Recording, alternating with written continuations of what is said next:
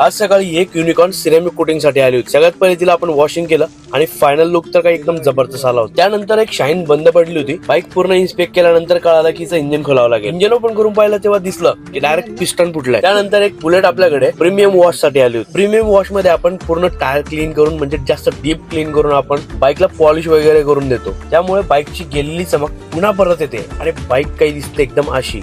बाईकची आधीची कंडिशन खूप खराब होती पण आता कंडिशन एकदम कडक दिसते. नंतर एक प्लॅटिनम मेजर वर्क साठी आपल्याकडे आली होती. तर दुसरीकडे स्प्लेंडर फुल सर्व्हिस साठी आली होती. या स्टार सिटीचं फायबर किट टाकलं होतं तर आपण पेट्रोल टँक फुल रबिंग करून घेतली. त्यानंतर डबल एस आपल्याकडे फुल रिस्टोरेशन साठी आली होती. मोनोग्राफ वगैरे लावलं. शाईनचं ब्लॉक पिस्टन आणि इंजिनचं काम करून आपण बाईकला डिसमेंटल केलं.